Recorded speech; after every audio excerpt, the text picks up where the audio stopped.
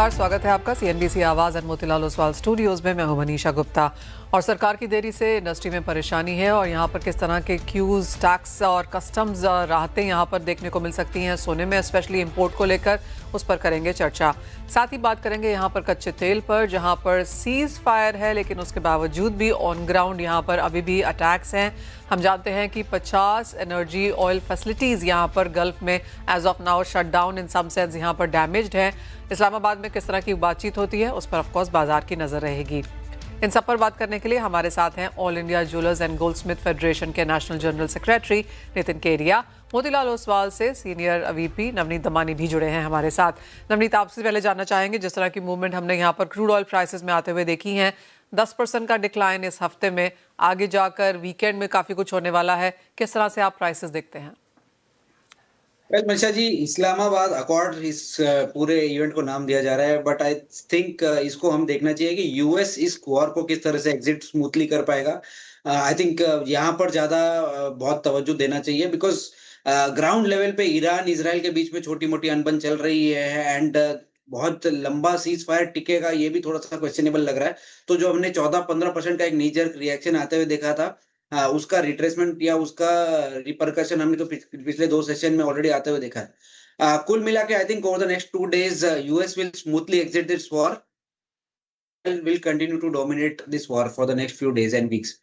तो uncertainty crude oil price में बरकरार रहेगी, टाइम एंड अगेन निचले लेवल्स पे बाइंग इमर्ज होती हुई नजर आएगी और फिर से हम $100-110 के रेंज में अगले कुछ हफ्तों में पहुंच जाए, ये बहुत ब्राइट पॉसिबिलिटी है। So on the lower side maybe 80-85 on the lower side and maybe 110 on the higher side, ये ब्रॉड रेंज में अभी अगले 2-3 हफ्तों में कारोबार होते हुए नजर आएगा for crude oil prices. Gold कैसे देखते हैं आप नवनीत, क्योंकि यहाँ पर भी हमने एक एज ऑफ नाउ रेंज बनता हुआ नजर आया है। सीज फायर की कॉन्वर्सेशन एक तरफ है लेकिन दूसरी तरफ बाजार ऑफ कोर्स काफी कुछ यहाँ पर वॉच करेगा। जो 4100 का लो और 4800 का हाई हमने क्रूड में गोल्ड में बनता हुआ देखा है पिछले 6 हफ्तों में, क्या ये रेंज टूटती हुई नजर आती है?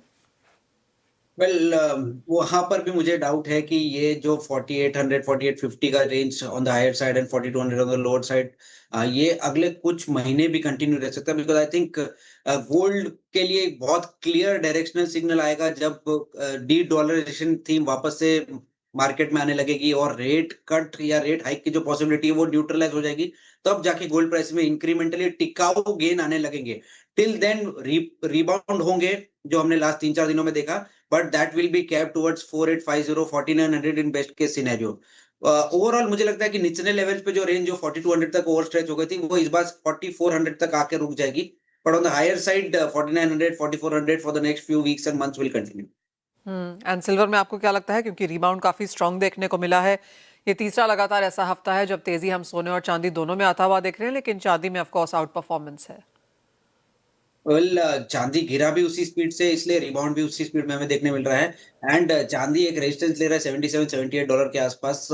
आई बिलीव दैट जिस तरह से गोल्ड में एक गेन कैप हो जाएगा 4900 के आसपास, उसी तरह से चांदी भी 78 और $80 के आसपास गेन्स को कैप कर देगी। बट नया थ्रस्ट जो मुझे लग रहा है चांदी में आएगा, वो रीबिल्डिंग की न्यूज के चलते आएगा, जहां पे हम कॉपर में इंक्रीमेंटल गेन लास्ट 2-3 दिनों में आते हुए दिख रहे हैं। कॉपर बहुत ही इंटरेस्टिंग रहा पूरे वॉर में, ना ज्यादा बढ़ा ना ज्यादा घटा, तो वो उसके साथ साथ हमें चांदी भी एक कंसोलिडेशन फेज में आते हुए दिखी लास्ट फ्यू मंथ्स में, एंड आई थिंक रिबाउंड जो है वो थोड़ा सा सीमित रहेगा, but outperformance vis-a-vis vis gold will definitely continue for the medium term perspective. Navneet, आपने कॉपर की यहाँ पर बात की, जहाँ पर आपको लगता है कि एक डिमांड बेहतर देखने को मिल पाएगी। कॉपर में एक अच्छी खासी मुनाफा वसूली अपने ऑल टाइम हाई से हम ऑलरेडी आता हुआ देख चुके हैं। एल्यूमिनियम कैसे देखते हैं, जहाँ पर ऑफ कोर्स जो गल्फ में जो कंसर्न्स हैं उसका सीधा इम्पैक्ट हमने एल्यूमिनियम प्राइसेस पे आता हुआ देखा है, एक आउट परफॉर्मेंस भी थी, लेकिन एल्यूमिनियम में थोड़ा सा ठहराव है, कॉपर में खरीदारी है, चांदी बढ़त के साथ है और जिंक में यहाँ पर तेजी देखने को मिली है। ओवरऑल मेटल पैक को कैसे प्ले करना चाहेंगे?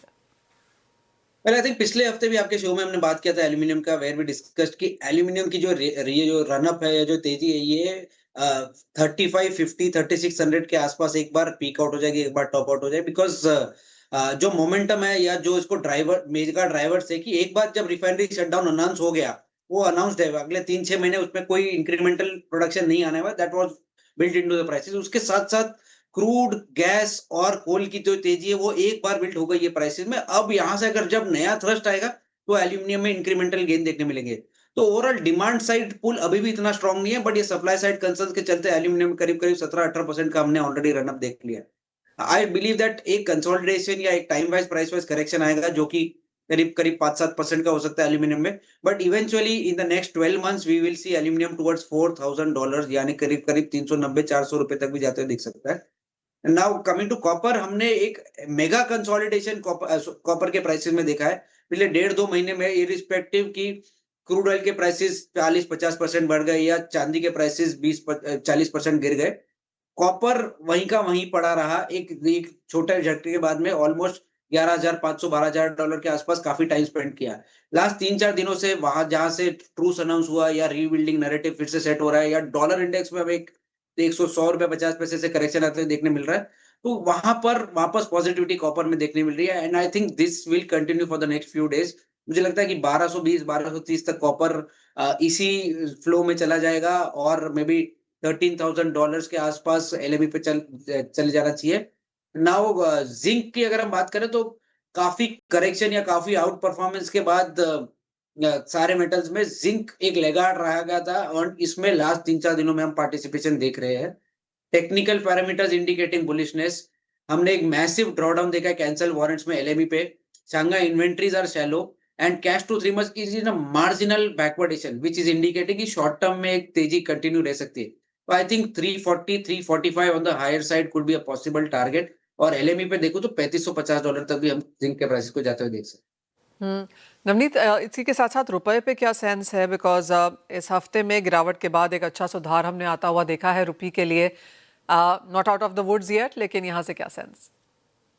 वेल आई थिंक रुपए में एक 95 से लेके 92 एंड हाफ तक का हम स्विंग देख चुके हैं। प्रिडोमिनेंटली 100 बिलियन का जो कैप अनाउंस हुआ था उसके बाद एक नीजक रिएक्शन प्राइसिंग में है और उसके साथ साथ क्रूड ऑयल प्राइसेस में भी एक इंक्रीमेंटल करेक्शन देख लिया हमने ऊपरी स्तरों से। ओवरऑल मुझे लगता है कि 92 एक बेस बन जाएगा रुपए के लिए एंड 95 एक पीक बन जाएगा रुपए के लिए and for the next few months we will see it hovering within this range. अब जब तक नया थ्रस्ट डॉलर इंडेक्स में 100 रुपए के ऊपर यानी 102 104 की तरफ जाते हुए नहीं नजर आता है, तब तक रुपए में इंक्रीमेंटल पॉजिटिविटी भी नहीं देखने मिलेगी और नेगेटिव साइड पे डाउन साइड पे इंपोर्टर एक्सपोर्टर काफी पार्टिसिपेशन दिखा के अपनी अपनी पोजीशन हेज करके रुपए के जो गेन्स है उसको भी कैप कर देंगे। तो I think 92 on the lower side and 95-50 on the higher side is going to be the broad range. Fair point that. बहुत शुक्रिया आपका हमारे साथ जुड़ने के लिए नवनीत, और वो सारी की सारी राय, एनालिसिस एंड स्ट्रैटेजीज भी शेयर करने के लिए। वेल, इसी के साथ आगे बढ़ेंगे और हमारे साथ अब नितिन केडिया जी को जोड़ेंगे। नितिन जी नमस्कार। आपने एक लेटर यहाँ पर कल निकाली है जो गोल्ड अवेलेबिलिटी को लेकर है, कंसर्न्स वहाँ पर काफ़ी ज़्यादा इंडस्ट्री की तरफ से हैं। पहले तो क्या चिंता है और किस तरह का रिप्रेजेंटेशन आप यहाँ पर कर रहे हैं? नमस्कार मनीषा जी। हर साल क्या होता है कि आरबीआई और डीजीएफटी एक राजपत्र निकालते हैं। उस राजपत्र में लिस्ट ऑफ नॉमिनेटेड एजेंसीज होता है कि कौन कौन से नॉमिनेटेड एजेंसीज जो हैं वो आगे गोल्ड को इंपोर्ट कर सकते हैं। हर साल इसमें कुछ एडिशन और डिलीशन होते हैं। तो लास्ट ईयर से पहले जब भी ये आता था उसमें कोई ड्यू डेट नहीं होती थी, बट लास्ट ईयर जब डीजीएफटी और आरबीआई ने इसको पब्लिश किया then they came up with end date of 31 March 2026। अब जनरली क्या होता है, फर्स्ट या तो इसको ऑटो रिन्यू होना चाहिए था या 1 अप्रैल को नया आ जाना चाहिए था। तो आरबीआई की तरफ से ये क्लियरेंस आ गया है, पर चूंकि डीजीएफटी ने अभी तक लिस्ट ऑफ नॉमिनेटेड एजेंसीज जो है वो पब्लिश नहीं किया है एंड दैट्स द रीजन कि कस्टम जो है वो चाहे दिल्ली का चाहे वो आपका चेन्नई का है या अहमदाबाद का है या मान लीजिए आप बॉम्बे का है, वो कस्टम क्लियरेंस जो है वो गोल्ड और सिल्वर की नहीं हो पा रही है और अक्षय तृतीया इज नियर। और वो एक कंसर्न इंडस्ट्री में बना हुआ है कि अगर अक्षय तृतीया के पहले हमें रॉ मटेरियल नहीं मिला गोल्ड के फॉर्म में तो फिर हम क्या बेचेंगे। Manisha ji. Nitin ji, as of now जिस तरह से जो गोल्ड यहाँ पर middle east gulf countries GCC से आता है, क्या वहां पर भी कुछ चिंताएं हैं?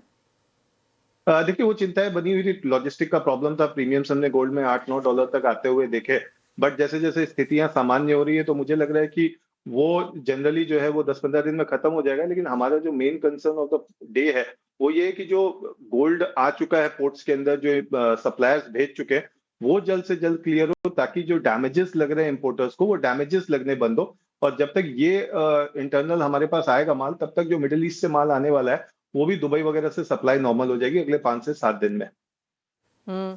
एज ऑफ नाउ किस तरह का आपकी कॉन्वर्सेशन है यहाँ पर डीजीएफटी के साथ या बाकी रेगुलेटर्स के साथ? देखिए इसमें हमने कल कॉमर्स मिनिस्ट्री के साथ रात में लेट नाइट कनेक्ट किया था और मैं आपको एक बात और बता दूं कि मिनिस्ट्रीज जो है वो इस समय वॉर फ्रंट में काम कर रही है। हमने अभी 10-15 दिन पहले प्लैटिनम ज्वेलरी से रिलेटेड जो एक लेटर गवर्नमेंट को दिया था, कॉमर्स मिनिस्ट्री को, और हमें ये लग रहा था कि चूंकि अभी गवर्नमेंट ऑयल और तमाम चीजों को लेकर काफी बिजी है तो शायद इस पे ध्यान ना दे। बट हमने जब एक फर्स्ट मीटिंग करी उसके बाद ही जो है वो सर्कुलर आ गया था। तो आज शाम को 5 बजे जो है प्रवीण जी की एक फोन कॉल है मिनिस्ट्री में। उसके बाद हमें उम्मीद है कि डीजीएफटी का ये सर्कुलर प्रोबेबली मंडे से पहले आ जाएगा। नितिन जी, ये तो ऑफ कोर्स सप्लाई की बात हुई। सामने अगर डिमांड देखी जाए तो वहां पर भी थोड़ी बहुत कंसर्न्स हैं बाजार में, क्योंकि अक्षय तृतीया वाला मूड अभी तक हमने यहाँ पर बाजार में उतरता हुआ देखा नहीं है। देखिए, एक कस्टमर के हिसाब से अगर हम देखें तो 2 साल पहले 75,000 पे गोल्ड था अक्षय तृतीया में, आज 1,50,000 है। तो जिसने 2 साल पहले लिया है वो ऑलरेडी प्राइस को डबल होते हुए तो देख रहा है, पर एक हेजिटेशन आ जाती है कि क्या इस प्राइस में लेना चाहिए या नहीं लेना चाहिए। तो मुझे लग रहा है वो एक थोड़ी सी हेजिटेशन है। बट हाँ, हम एक जनरेशनल शिफ्ट देख रहे हैं जहाँ पे हम जो यंग जनरेशन है उसकी तरफ से फिजिकल गोल्ड में रुझान देख रहे हैं, और शोरूम्स में हम देख रहे हैं कि लाइट वेट ज्वेलरी जो है वो धीरे धीरे ऑर्डर्स जो है वो आने शुरू हो गए। और इस बार भी अक्षय तृतीया में हमें लग रहा है कि light weight jewellery plus coin, ये 2 चीजों का डिमांड अच्छा होना चाहिए। सामने जिस तरह की डिमांड यहाँ पर बनती हुई नजर आई है नितिन जी, ज्यादातर इन्वेस्टमेंट प्रोन है। ज्वेलरी को लेकर हमने हल्का सा एक डैम्प व्यू बनता हुआ देखा है। आपको लगता है ये अक्षय तृतीया भी काफी हद तक उसी रास्ते जाएगी? देखिए, क्या होता है मनीषा जी, जब हम ट्रांजिशन फेज में होते हैं तो उस ट्रांजिशन फेज को एक्सेप्ट करने में थोड़ा सा टाइम लगता है। तो जैसे मैंने आपको बताया कि पिछले 2 साल में प्राइस 75,000 से 1,50,000 हो गया, लेकिन अगर हम लास्ट 3 से 4 महीने देखते हैं तो प्राइस ऑलमोस्ट 1,40,000 1,60,000 के बीच में रहे। तो आई थिंक जनरल एक्सेप्टेंस ये 1,50,000 का आ रहा है, प्लस मैरिज सीजन सामने है। तो मुझे लगता है कि इस बार की जो डिमांड होगी वो पिछले 3 महीने में हमें ये महीने सबसे हाईएस्ट डिमांड देखने को मिलेगी, जहां मैं ज्वेलरी की बात कर रहा हूँ। और जहां तक ज्वेलरी की बात है नितिन जी, पूरी इंडस्ट्री जिनसे हमारी बात हो रही है सभी का ये कहना है कि डिजाइन्स, लो कैरेटेजेस, लाइट वेट, इन 3 चीजों की तरफ सबका यहाँ पर ध्यान है। बिल्कुल बिल्कुल, जैसे मैंने पहले भी कहा कि लो वेट की तरफ जा रहा है, पर जो लो कैरेटेज की बात है मनीषा जी, ये अभी भी इंडिया में ज्योग्राफिकली है। जैसे अगर आप विदर्भ में जाओगे तो वहां पे 24 कैरेट की ज्वेलरी ज्यादा बिकती है। साउथ में जो है या गुजरात में 22 कैरेट की ज्वेलरी अभी भी बिक रही है। आप नॉर्थ में अगर यूपी राजस्थान में जाते हैं तो वहां पे 18 कैरेट 20 कैरेट की ज्वेलरी की डिमांड ज्यादा रहती है। तो generally it is based on the geographical location. लोगों का जो पास्ट हिस्ट्री रहा है कंजम्पशन का, वो उस हिस्ट्री में ही गोल्ड को ले रहे हैं। अब जैसे 9 कैरेट जो है वो आज 1 साल हो गया है, लेकिन आप हॉलमार्किंग डेटा को देखेंगे तो अभी तक टोटल हॉलमार्क ज्वेलरी का 1% भी 9 कैरेट जो है वो अभी तक हॉलमार्क नहीं हुआ है, जो बता रहा है कि 9 कैरेट या इस तरह का जो लो कैरेटेज है उसका जितना डिमांड बताया जा रहा है उतना डिमांड अभी इंडस्ट्री में नहीं आया है। हाँ, डिजाइन को लेके जरूर हम देख रहे हैं जिस तरह से इनोवेशन आ रहा है, और चूंकि यंग जनरेशन जो है वो थोड़ा सा गोल्ड ज्वेलरी की तरफ आ रही है और वो डिजाइन को लेके थोड़ा सा ज्यादा कंसर्न रहती है, तो हम देख रहे हैं डिजाइन को लेके काफी प्रेशर जो है वो इस समय बना हुआ है। नितिन जी, एक फाइनल क्विक सवाल, आपको क्या लगता है गोल्ड के प्राइसेस कहाँ जा रहे हैं? क्योंकि जिनसे भी हमारी बात हो रही है उनका कहना है 5,000 6,000, अगले साल $7,000 प्रति आउंस तक भी जा सकता है। देखिए, मैं डायरेक्शन की अगर बात करता हूँ तो जो प्राइस है वो ऊपर ही जाना है, but due to regulatory compliance price के टारगेट या लेवल्स इस समय नहीं दे पाऊंगा। All right Nitin ji, as always बहुत शुक्रिया साथ जुड़ने के लिए, और वो जो लेटेस्ट क्या दिक्कतें हैं वो हमारे समक्ष रखने के लिए, और साथ ही साथ अक्षय तृतीया में इस बार क्या कुछ देखने को मिल सकता है वो भी शेयर करने के लिए। NBC आवाज and India bonds presents bond street. नमस्कार, स्वागत है आपका बॉन्ड स्ट्रीट में। हमारे साथ आज कार्यक्रम में जुड़ रहे हैं नितिन गुप्ता, जो कि को फाउंडर एंड सीईओ हैं फिनेबल के। नितिन, बहुत शुक्रिया हमारे लिए आज समय निकालने के लिए। फिनेबल के बारे में पहले अगर आप हमें बताना चाहें, और क्या वो प्रॉब्लम सॉल्विंग है जो आप कर रहे हैं कोर बोरोवर्स के लिए? थैंक यू मनीषा, मेरे को यहाँ पे बुलाने के लिए। सबसे पहले फिनेबल के बारे में बताना चाहता हूँ कि 50% कस्टमर्स इंडिया में उनके पास ब्यूरो स्कोर नहीं है, राइट। और ये कस्टमर्स वो हैं जिनकी प्रॉपर जॉब है, जिनको सैलरी मिलती है, like a government school teacher और अ नर्स और a techie in a software job which is a startup. इनके पास अगर कोई मेडिकल इमरजेंसी है और इनको 3 लाख रुपए चाहिए फॉर इंस्टेंस, उनके पास आज कोई ऑप्शन नहीं है। वो प्रॉब्लम फिनेबल उनके लिए सॉल्व कर रहा है। तो हम लोग डिजिटल लोन्स देते हैं और उस कस्टमर को जो अभी तक क्रेडिट फोल्ड में नहीं है। डिजिटल लेंडिंग बोरोइंग की अगर बात करें यहाँ पर नितिन, तो आप कहेंगे काफ़ी सारे लोग अब यहाँ पर आने लगे हैं, तो आपका जो प्रोडक्ट है वो बाकी ऐप्स और जो बैंक का पर्सनल लोन प्रोडक्ट है उससे कैसे डिफरेंट है? बैंक्स तो पहली बात ये सेगमेंट करते ही नहीं है, राइट। बैंक्स बहुत चूजी हैं और प्रीमियम और सुपर प्रीमियम कस्टमर्स करते हैं। फिनटेक्स करते हैं इस कस्टमर सेगमेंट को टारगेट, बट फिनटेक्स का टिकट साइज़ बहुत छोटा है। लाइक मैंने एग्जांपल दिया, अगर कोई मेडिकल इमरजेंसी है, ऐसे ही अगर कोई घर में किसी की वेडिंग है या बच्चे की स्कूल फीस देनी है, तो 15-20 हज़ार के लोन से तो वो काम नहीं हो सकता है। उसके लिए आपको एक मीनिंगफुल लोन चाहिए, 2 लाख, 3 लाख, 4 लाख। सो वो प्रॉब्लम फिनेबल ही सॉल्व कर पा रहा है। और हमारे पास जो टेक्नोलॉजी है और जिस तरह से हम डेटा को यूज़ करके कस्टमर के मॉडल्स बना सकते हैं, उनके प्रिडिक्टेबिलिटी असाइन कर सकते हैं कि कितना प्रिडिक्टेबल है कस्टमर का बिहेवियर, वो हमारा एक्सपर्टीज़ है, जिसकी वजह से हमारा क्रेडिट परफॉर्मेंस और हमारा बिजनेस हम लोग और कस्टमर्स को टारगेट कर पा रहे हैं क्रेडिट फोल्ड में लाने के लिए। तो जैसे आपने कहा कि जो सैलरीड बोरोअर्स हैं उनके ऊपर आपका फोकस यहाँ पर काफ़ी स्ट्रांग है, तो जहाँ पर जब अंडरराइटिंग की बात आती है इस सेगमेंट के लिए, तो ट्रेडिशनल लेंडर्स क्या मिस कर रहे हैं यहाँ? सो ट्रेडिशनल लेंडर्स आई थिंक जिस तरह से डेटा को यूज़ करके हम लोग स्कोर कार्ड्स बना सकते हैं, लाइक इससे पहले भी मेरा एक स्टार्टअप था नेट पॉजिटिव, और हम सब बैंक्स के लिए यही काम करते थे कि डेटा को यूज़ करके उसको कैसे माइन करके, इतना ऑल्टरनेट डेटा अवेलेबल है आज कस्टमर के लिए, तो कितने उसके प्रेडिक्टिव मॉडल्स बना सकते हैं पता करने के लिए कि कौन सा कस्टमर टाइम पे पेमेंट करेगा, कौन सा कस्टमर हमेशा ईएमआई बाउंस करेगा, ईएमआई बाउंस करके कितने कस्टमर्स पे कर देंगे, वो सब का मॉडल है, राइट। तो वो सब समझ के जिस तरह से हम कस्टमर को हाई टिकट लोन दे सकते हैं, वो कोई और मार्केट में नहीं कर पाएगा। अब अगर रेगुलेशंस की यहाँ पर बात करें तो अनसिक्योर डिजिटल लेंडिंग में हमने यहाँ पर इसको टाइटन होते हुए देखा है काफ़ी अच्छे तरीके से। आप क्या कहेंगे, ये बिजनेस के लिए हेल्दी है या इसको टफ बनाता है?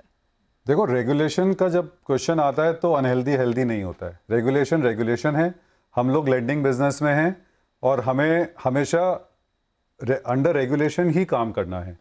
पिछले अगर आप देखें 5-7 साल में बहुत ज़्यादा ग्रोथ हुई है डिजिटल लेंडिंग में, राइट।